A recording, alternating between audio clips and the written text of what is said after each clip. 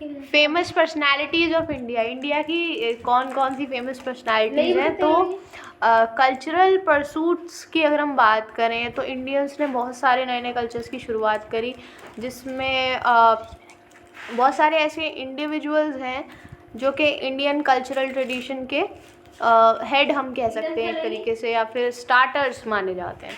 इनमें से ज़्यादातर जो हैं उनको रेलेवेंट चैप्टर्स में एक्सप्लेन किया गया है जहाँ जहाँ उनकी ज़रूरत है। जो लोग रह गए हैं, जो पर्सनालिटीज़ एंशिएंट और मेडिवल पीरियड से रह गई हैं, उनका डिस्कशन नीचे किया जा रहा है। Famous personalities associated with Indian culture, तो इसमें सबसे पहले आते हैं चाणक्य, जिनको एज ए किंग मेकर भी जाना जाता है।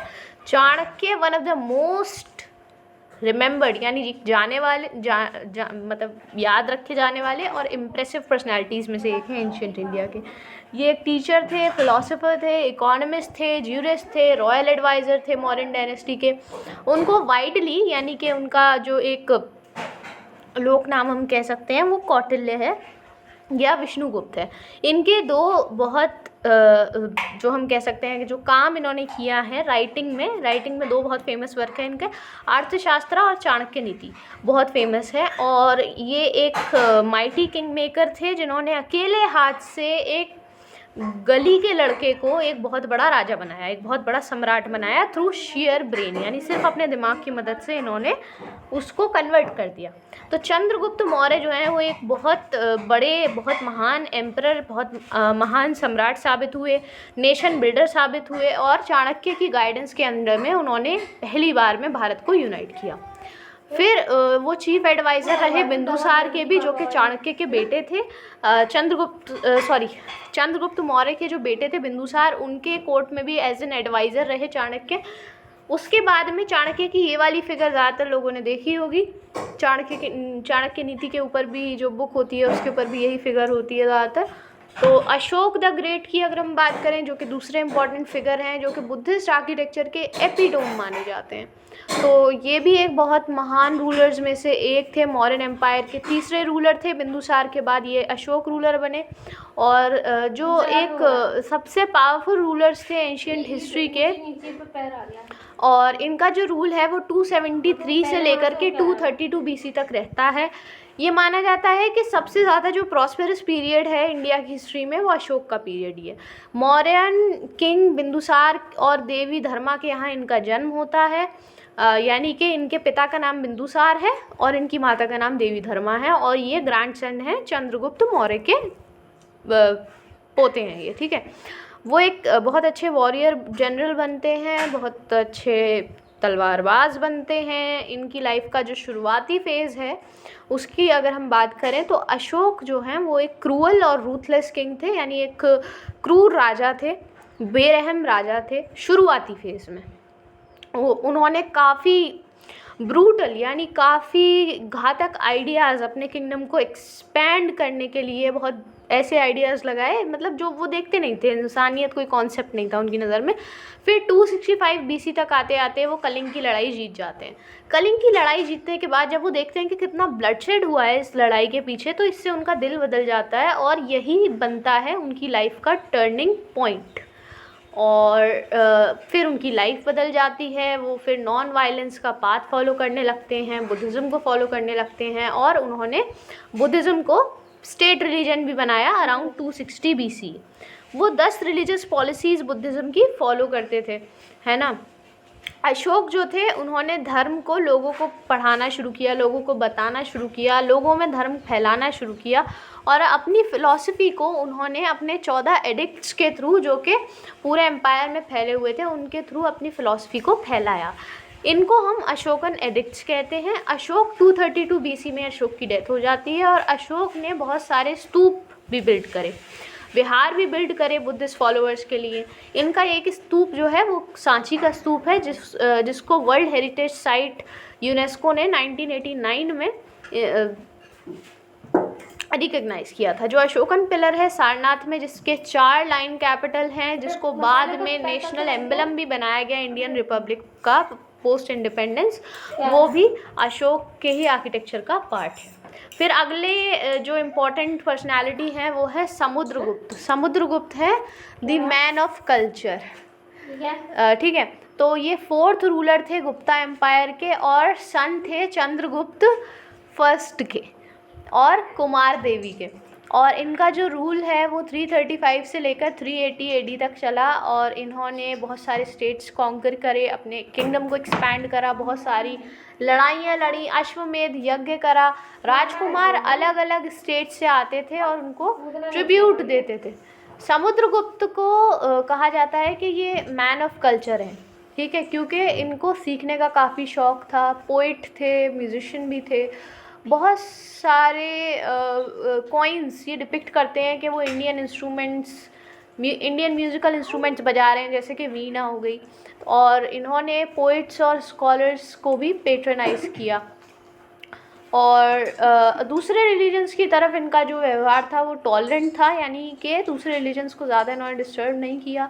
इससे जो है जो सिलोन का किंग है उसने एक मोनास्ट्री बनाई बुद्धिस्ट पिलग्रिम्स के लिए बोध गया में। परमिशन उसको मिल गई because of the tolerant nature of Samudragupta. और इनका जो एग्जाम्पलरी क्वालिटीज़ हैं वो एग्जैजरेटेडली मेंशन की गई है इलाहाबाद प्रशस्ति में। प्रशस्ति एक ऐसी राइटिंग होती है जो कि किसी राजा की तारीफ़ में लिखी जाती है, कसीदा टाइप हो गया, ठीक है। और इनको कविराज भी कहा गया है, किंग्स ऑफ पोइट उसके अंदर, इलाहाबाद प्रशस्ति के अंदर।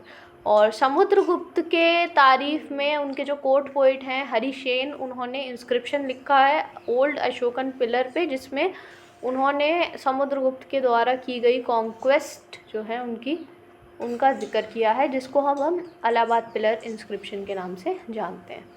अगली जो इम्पोर्टेंट पर्सनालिटी है वो है कालिदास, जो कि रोमांटिक प्लेस के मास्टर कहे जाते हैं। तो महाकवि कालिदास ग्रेट इंडियन पोइट हैं, 5th सेंचुरी एडी के। संस्कृत पोइट हैं, पूरी दुनिया के महान संस्कृत पोइट्स में से एक हैं। गुप्ता पीरियड से ये बिलोंग करते थे। ब्राह्मण परिवार में इनका जन्म हुआ। ये अनपढ़ थे, इग्नोरेंट थे अपनी शुरुआती टाइम में, लेकिन कुछ ट्रिक्स से इनकी शादी एक राजकुमारी से हो जाती है। और उस शादी के बाद उन्हें पता चलता है कि शादी के बाद वो अपना घर छोड़ देते हैं, क्योंकि उन्हें ये पता चलता है कि वो एक फूल हैं, एक बेवकूफ़ हैं, और वो अपने घर छोड़ देते हैं समझदारी की तलाश में। तो कुछ समय गुजरता है, उसके बाद वो एक स्कॉलर बनते हैं, एक पोइट बनते हैं। उनका जो लिटरेरी वर्क है वो सभी मास्टरपीसेस हैं। उन्होंने 3 प्लेस रखे हैं,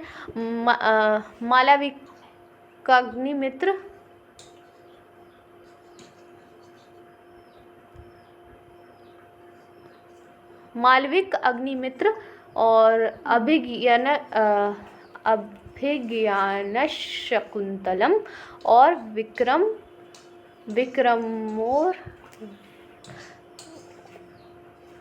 विक्रमोर्वश्यम। तो ये जो 3 प्लेस हैं ये इतने फेमस हुए कि कालिदास इस टाइम के एक लेजेंड बन गए, और इन्होंने कुछ एपिक पोएम्स भी लिखी हैं, जैसे कि रघुवंशा या फिर कुमार संभव। कुछ दूसरे पोएम्स कालिदास की हैं, ऋतु संहार और मेघदूत।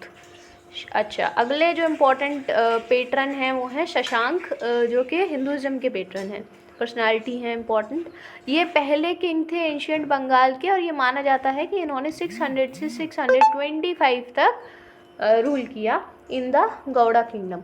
और कंटेम्प्रेरी रहे ये हर्षवर्धन के, यानी हर्षवर्धन के टाइम पीरियड में ही रहे होंगे, ये same to same time period रहा होगा, और भास्कर वर्मन के, जो कि कामरूप के राजा थे। अच्छा, बहुत सारे एंशियंट इंस्क्रिप्शंस हैं जो कि हमें इन्फॉर्मेशन प्रोवाइड करते हैं शशांक के बारे में। शशांक का एक स्ट्रॉन्ग पॉलिटिकल इन्फ्लुएंस था, और इन्होंने गोल्ड और सिल्वर कॉइन्स को भी इशू किया। शशांक हिंदुज़म को फॉलो करते थे और बुद्धिज़्म के ऑप्रेसर थे, यानी बुद्धिज़्म को वो पसंद नहीं करते थे, हिंदुज़म को फॉलो करते थे, बुद्धिज़्म को जितना ज़्यादा हो सके दबाते थे। और ये माना जाता है कि शशांक ने बुद्धिस्ट स्तूपास को बंगाल में डिस्ट्रॉय किया। शशांक को ये भी माना जाता है कि जो फेमस बोधि ट्री है, जहाँ पे बुद्धा जो है, बुद्धा को एनलाइटनमेंट हासिल हुआ था बोध गया में, उस ट्री को भी कटवाने का जो श्रेय है, जो रेपुटेशन है, वो शशांक को ही जाती है, और एक नया ट्री उसकी जगह पर बाद में लगाया गया। अगली इंपॉर्टेंट पर्सनालिटी है हर्षवर्धन, जो कि महायाना बुद्धिज़्म के एक काफ़ी अच्छे पेट्रन थे। वो एक इंडियन एम्परर थे जिन्होंने नॉर्थ इंडिया को 606 से 647 BC तक रूल किया। वो 16 साल की उम्र में राजा बन गए। उन्होंने अपने सभी दुश्मनों को डिफ़ीट किया और अपनी सिस्टर राजश्री को रेस्क्यू किया। उनका जो एम्पायर था वो काफ़ी वास्ट रीजन में, काफ़ी वास्ट एरिया में फैला हुआ था। वो काफ़ी ट्रैवल करते थे, अलग अलग जगहों पे जाते थे, लोगों की प्रॉब्लम्स को सुनते थे और वो ऑफिशियल्स को लैंड गिफ्ट किया करते थे। जो फ्यूडल सिस्टम है वो भी इस दौरान काफ़ी प्रमोट हुआ। जो ऑफिशियल्स हैं जिनको लैंड दिया जाता था उनको फ्यूडेटरीज बोलते हैं और उनको किंग को टैक्स पे करना होता था इसके बदले में। इससे जो पावर है और जो डायरेक्ट कंट्रोल है किंग का वो बढ़ जाता था, कम हो जाता था किंग की पावर, क्योंकि अब जो पावर है वो किसी एक सब लॉर्ड के हाथ में भी है, एक फ्यूडेटरी के हाथ में भी है। हुआनजांग जो है, जो कि एक चाइनीज़ ट्रैवलर हैं, उन्होंने कन्नौज को, जो कि कैपिटल था उस टाइम का, अपनी राइटिंग में डिस्क्राइब किया है और एक्सप्लेन किया है उसकी डिटेल ऑब्जर्वेशन को कि किंगडम कैसा है। हर्ष को इनिशियली शिव भक्त वो बताते हैं, शिव और सूर्य का भक्त, लेकिन बाद में वो एक महायान बुद्धिस्ट बन जाते हैं और वो एनिमल्स को मारना भी बंद कर देते हैं अपने कंट्री में। 2 बड़ी मीटिंग्स हुई जिसमें महायान बुद्धिज़्म को डिस्कस किया गया और उसके बाद में उन्होंने अपने सारे वर्ल्डली पोजेशंस को त्याग दिया, यहाँ तक कि अपने कपड़े भी त्याग दिए। किसने? हर्ष ने। फिर हम आगे बढ़ते हैं तो आता है धर्मपाल। धर्मपाल जो कि बुद्धिस्ट टीचिंग के एक पेट्रन रहे हैं, तो इनके बारे में देखते हैं। तो ये सेकंड रूलर थे पाला डायनेस्टी के, बंगाल के, और गोपाल के ये बेटे थे। पाला डायनेस्टी के फाउंडर थे गोपाल, उनके बेटे थे धर्मपाल। और ये एक कॉन्ट्रडिक्शन है कि धर्मपाल का जो रेन है वो कहाँ से कहाँ तक था। तो कुछ लोग कहते हैं कि 770 से 810 AD तक था, कुछ लोग कहते हैं 783 से 820 AD तक था। बुद्धिज़्म के काफ़ी अच्छे फॉलोअर थे। इन्होंने नालंदा यूनिवर्सिटी को रिवाइव किया और इन्होंने विक्रमशिला यूनिवर्सिटी बनाई, जो कि बाद में एक बुद्धिज़्म का एक बहुत अच्छा लर्निंग सेंटर बनी। इन्होंने विहार बनाया सोमपुरी में, वीरेंद्री में, और पहाड़पुर में विहार बनाया। तारानाथ जो है वो 50 रिलीजियस इंस्टीट्यूशंस के क्रिएशन के लिए इनको क्रेडिट देते हैं और बुद्धिस्ट ऑथर हरिभद्र को पेट्रनाइज करने के लिए भी।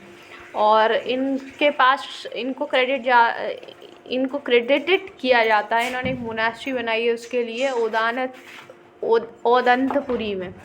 और दूसरे तिब्बतन अकाउंट जैसे कि तारनाथ, वो हमें ये बताते, तारनाथ का जो तिब्बतन अकाउंट है वो हमें ये बताता है कि ये जो है ये मैजिकली यानी जादू से बना था और देवपाल के लिए बनाया गया था। बुद्धिज़्म के जो एपिग्राफ हैं जो कि धर्मपाल के रेन में हमें मिलते हैं वो हैं खालिमपुर कॉपर प्लेट वेस्ट बंगाल का, नालंदा कॉपर प्लेट बिहार का, नालंदा स्टोन इंस्क्रिप्शन बिहार का, और बलगुदर इमेज इंस्क्रिप्शन बिहार का, पहाड़पुर सील्स जो कि बांग्लादेश में है। अच्छा, अब अगली जो इम्पॉर्टेंट पर्सनालिटी है वो है गोरखनाथ। गोरखनाथ जो है वो एक नाथ योगी थे जो कि जुड़े हुए थे शैविज़म से, और one of the 2 most important disciples थे ये मत्स्येंद्र नाथ के, जो कि दूसरे कौरंगी हैं। ठीक है। अच्छा, ये माना जाता था अर्ली 11th सेंचुरी में कि इनके जो फॉलोअर्स हैं ये ज़्यादातर इंडियन हिमालयन प्लेन्स में पाए जाते हैं, नेपाल में मिलते हैं, और ये फॉलोअर्स को योगीज़ या गोरखनाथीज़ या दर्शनी या फिर कनपटास कहा जाता है। और ये माना जाता है कि महायोगी हिंदू ट्रेडिशन में जो हैं वो कौन है? गोरखनाथ हैं। ठीक है, महायोगी गोरखनाथ को माना जाता है। उनकी जो प्रीचिंग्स हैं वो मोस्टली सत्य की तलाश के ऊपर बेस्ड हैं और स्पिरिचुअल लाइफ की तलाश, स्पिरिचुअल लाइफ को अंडरस्टैंड करने के ऊपर बेस्ड हैं और नॉर्मल गोल ऑफ मेन को समझने के ऊपर है। अच्छा, इन्होंने योगा में मास्टरी हासिल की हुई थी, स्पिरिचुअल डिसिप्लिन और एक एथिकल लाइफ, सेल्फ डिटर्मिनेशन की इन्होंने समाधि अटेन करने के लिए इन सब रास्तों का सहारा लिया। कुछ स्कॉलर्स जो हैं इनको हाथ योगा से भी जोड़ते हैं।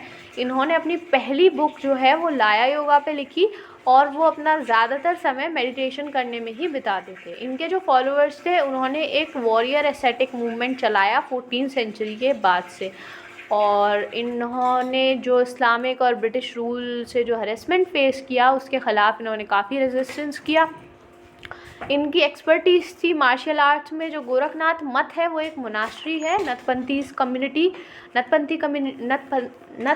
कम्युनिटी का, जिसको नाथ संप्रदाय के नाम के ऊपर रखा गया है। जो मोनास्ट्री है और जो टेम्पल है वो अलग अलग कल्चरल और सोशल एक्टिविटीज़ परफॉर्म करते हैं और as a cultural hub of the city वो काम करते हैं। जो मोनास्ट्री है वो टेक्स्ट पब्लिश करती है on the philosophy of Gorakhnath. अगले जो इम्पोर्टेंट पर्सनैलिटी हैं वो है अमीर खुसरो, जो कि क्लासिकल म्यूज़िक के एपिटोम माने जाते हैं। अमीर खुसरो जो हैं वो 1253 से 1325 तक इनका पीरियड रहा। ये एक साउथ एशियन सूफ़ी म्यूजिशियन थे, पोइट थे और स्कॉलर थे, और स्पिरिचुअल डिसाइपल थे निज़ामुद्दीन औलिया ऑफ दिल्ली के। खुसरो जो हैं उनको कभी कभी कहा जाता है पैरट ऑफ इंडिया, यानी इंडिया का तोता। उनके जो सॉन्ग्स हैं वो अलग अलग दरगाहों पे पूरे कंट्री में गाए जाते हैं। खुसरो को फादर ऑफ कव्वाली भी कहा जाता है। इनका जो कंट्रीब्यूशन है डेवलपमेंट ऑफ गज़ल में वो काफ़ी सिग्निफिकेंट है, और कहा जाता है कि इन्होंने ही सितार को भी इन्वेंट किया था, और इसी के साथ इन्होंने इंडियन क्लासिकल म्यूज़िक को भी काफ़ी बढ़ावा दिया। इन्होंने पर्शियन और अरबिक एलिमेंट्स उसमें इंट्रोड्यूस करे, और इन्होंने ही ख़याल और तराना स्टाइल की शुरुआत करी म्यूज़िक के अंदर। ठीक है, ख़याल और तराना स्टाइल ऑफ म्यूज़िक। ठीक है, जो फेमस लव स्टोरी है लैला मजनू और आशिका, वो भी इन्होंने ही लिखी है, और ये एक क्लासिकल पोइट थे जिनको रॉयल कोर्ट से जोड़ा जाता है 7 से भी ज़्यादा रूलर्स के। दिल्ली सल्तनत के 7 से भी ज़्यादा रूलर्स के रॉयल कोर्ट से इनका ताल्लुक़ रहा है। अगले इम्पॉर्टेंट पर्सनालिटी है मार्को पोलो। मार्को पोलो एक फ़ेमस इटालियन ट्रैवलर थे जो कि साउथ इंडिया गए। मार्को पोलो 1253 से 1324 तक इनका टाइम पीरियड रहा। एक वेनेशियन इटालियन ट्रैवलर थे जिन्होंने पांड्यास की कंट्री को विज़िट किया। वो दूसरे ट्रैवलर से एक्सेल करते थे, उनका डिटर्मिनेशन काफ़ी स्ट्रॉन्ग था, उनकी राइटिंग्स काफ़ी स्ट्रॉन्ग थी, उनका इन्फ्लुएंस काफ़ी स्ट्रॉन्ग था। उनकी जो जर्नी थी थ्रू एशिया वो 24 साल की रही, और अपनी किताब में वो बताते हैं पांड्यन किंग के बारे में कि ये किंग जो है ये गोल्ड और ज्वेल के बीच में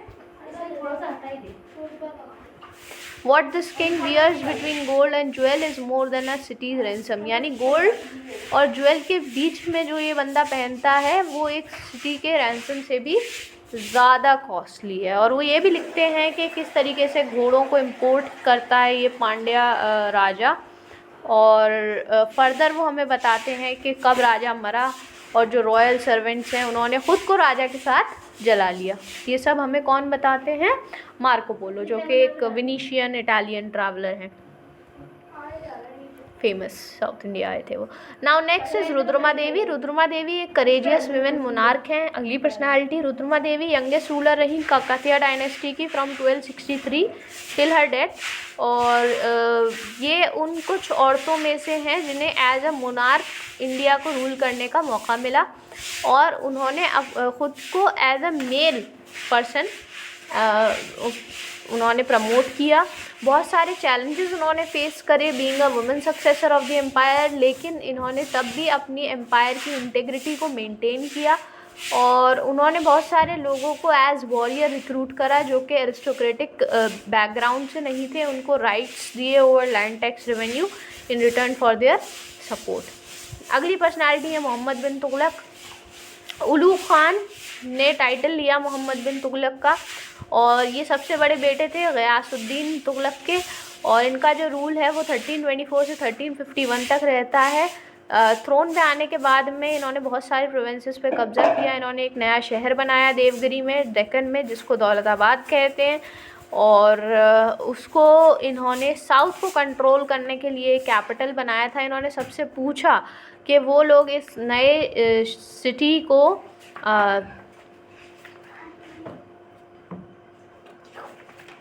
दिल्ली से मूव करके इस नए शहर में चले जाएं, यानी दौलताबाद में, और सबके लिए ये काफ़ी मुश्किल वक्त रहा दिल्ली से इस नए जगह पे मूव करने का जो प्रोग्राम था। तो आइडिया जो था एम्परर का वो फेल हो गया।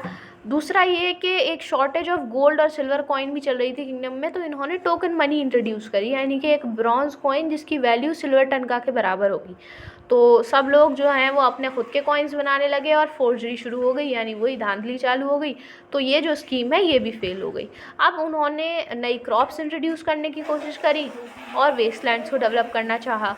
तो वो चाहते थे कि एक यूनिफॉर्म रेवेन्यू सिस्टम हो जिसमें इनकम और एक्सपेंसेस के बीच में एक बैलेंस हो। तो जैसे जैसे जो टैक्सेस हैं वो बढ़ते जाएंगे और बहुत सारे ऑफिशियल जब करप्ट साबित होते गए तो ये स्कीम भी फेल हो गई। और ये बहुत ज़्यादा हार्श थे अपने एनिमीज़ के साथ और उनको एक ग्रूसम डेथ यानी उनको एक ख़तरनाक मौत देते थे। और पोइट्री में ये काफ़ी वेल वर्स थे, एस्ट्रोनॉमी में काफ़ी अच्छा इनका हाथ सेट था, रिलीजन में और फ़िलासफ़ी में। और 1351 में इनकी डेथ होती है। इब्न बतूता जो कि एक मोरक्कन ट्रैवलर हैं वो उनके कोर्ट में आते हैं और उनके बारे में लिखते हैं। किन के बारे में? मोहम्मद बिन तुगलक के बारे में। अगले जो इम्पोर्टेंट रूलर हैं वो हैं नरसिंह मेहता, अगली जो इम्पोर्टेंट पर्सनैलिटी हैं वो है नरसिंह मेहता।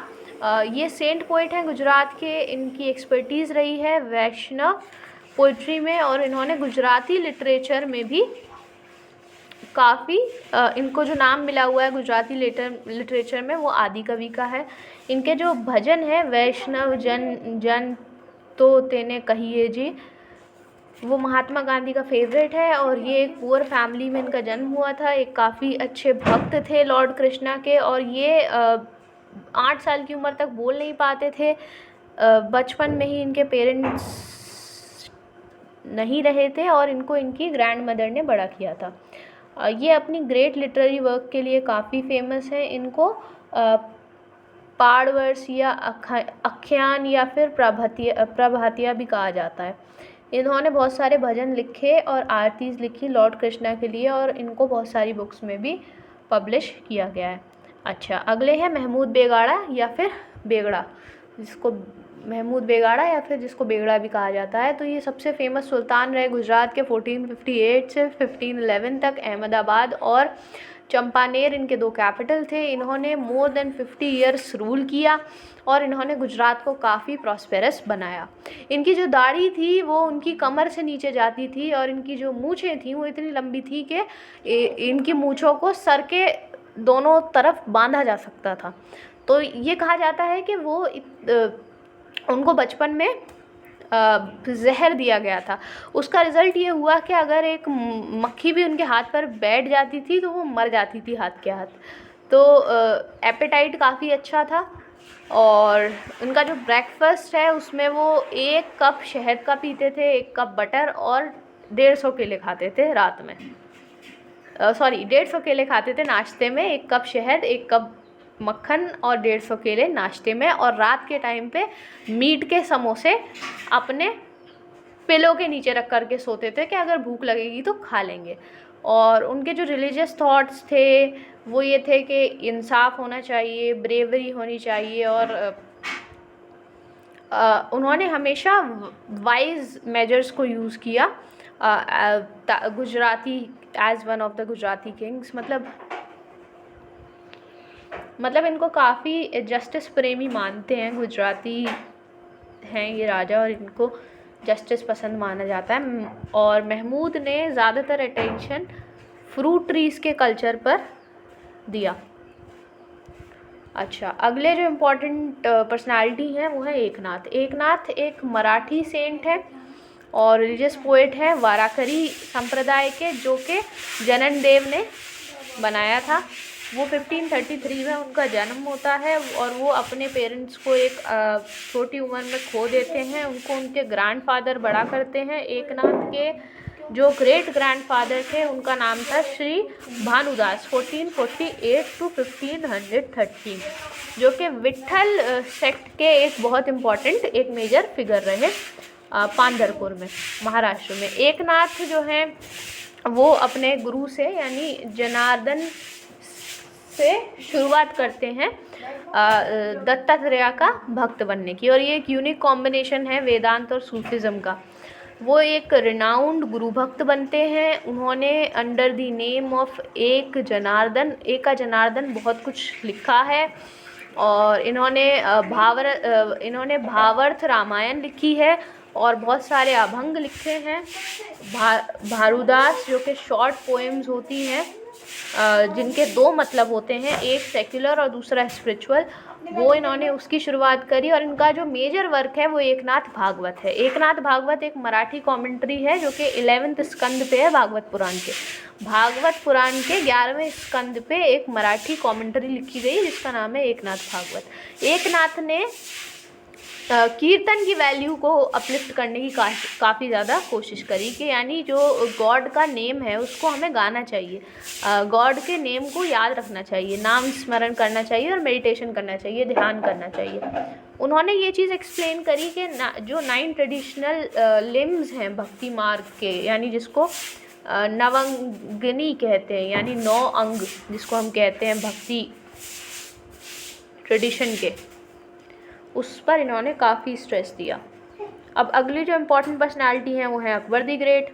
अकबर द ग्रेट जो हैं वो 3rd मुग़ल रूलर हैं और इनका पूरा नाम जो है वो है अबुल फ़तह जलालुद्दीन मोहम्मद अकबर। 1542 से 1605 तक इनका टाइम पीरियड रहा। एम्परर हुमायूं के बेटे थे, राजा बने 13 साल की उम्र में।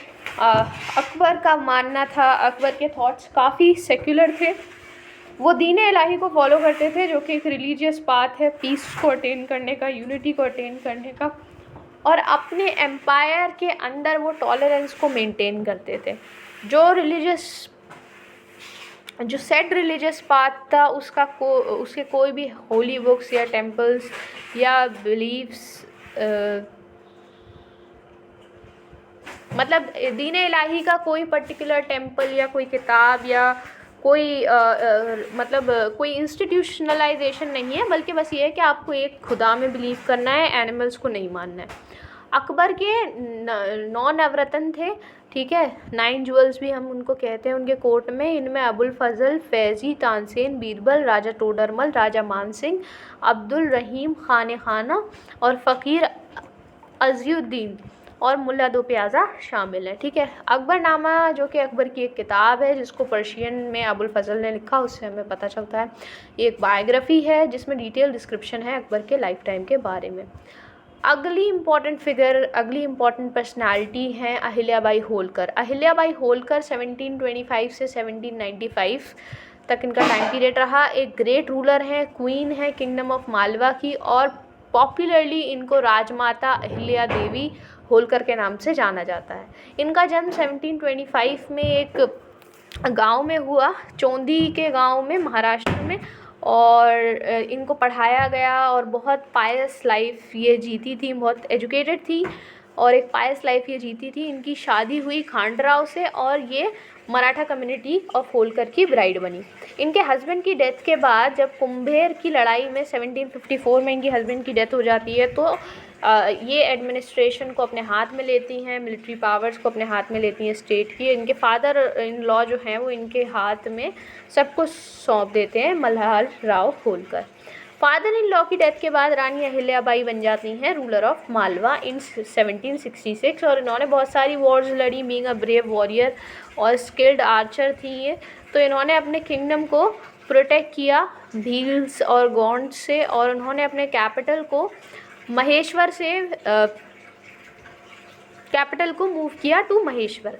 अहिल्याबाई का जो कैपिटल था महेश्वर में वो लिटरेरी, म्यूज़िकल और आर्टिस्टिक और इंडस्ट्रियल एंटरप्राइज का एक सेंटर बना। 18वीं सेंचुरी में अहिल्या फोर्ट जो है वो बनाया गया नर्मदा नदी के किनारे पर। इनका जो कैपिटल था वो टेक्सटाइल बिजनेस के लिए काफ़ी फेमस हुआ। इनका जो कंट्रीब्यूशन है टूवर्ड्स द सोसाइटी, उसकी वजह से ये लोगों की काफ़ी पसंदीदा और इज़्ज़त की जाने वाली क्वीन बनी अपने लोगों के बीच में। और ये जो है ये हिंदू टेम्पल्स को बनाने और उनको रेनोवेट कराने के लिए काफ़ी फेमस है। इन्होंने बहुत समझदारी से गवर्नमेंटल मनी को अलग अलग किले, रेस्ट हाउसेस, कुएं, रोड और फेस्टिवल सेलिब्रेट करने और हिंदू टेम्पल्स को डोनेशन देने में इस्तेमाल किया। इनके जो एफ़र्ट्स थे उससे इंदौर पूरी तरह ट्रांसफॉर्म हो गया और एक काफ़ी प्रॉस्पेरस और वेल इस्टेब्लिश सिटी बना जो कि पहले सिर्फ एक गांव था। अगली इम्पॉर्टेंट पर्सनालिटी है रामकृष्ण परमहंस। तो रामकृष्ण परमहंस की अगर हम बात करें तो इंडियन योगी थे ड्यूरिंग 19th सेंचुरी, बंगाल से थे। रामकृष्ण 1836 से 1886 ये स्पिरिचुअल एसेटिक्स में यंग एज से ही इनकी शुरुआत हो गई थी और बहुत सारे अलग अलग रिलीजियस ट्रेडिशंस से ये इन्फ्लुएंस थे, जिसमें डिवोशन भी आता है टूवर्ड्स गॉडेस काली, तंत्र, वैष्णव भक्ति और अद्वैत वेदांत। तो ये चीफ पैटर्न बने दक्षिणेश्वर काली टेम्पल में, और जो रेवरेंस है और एडमिरेशन है इनके लिए बंगाली एलिट्स में, उससे बना रामकृष्ण मिशन, जो कि इनके चीफ डिसाइपल स्वामी विवेकानंद ने शुरू किया। ठीक, so these were the important personalities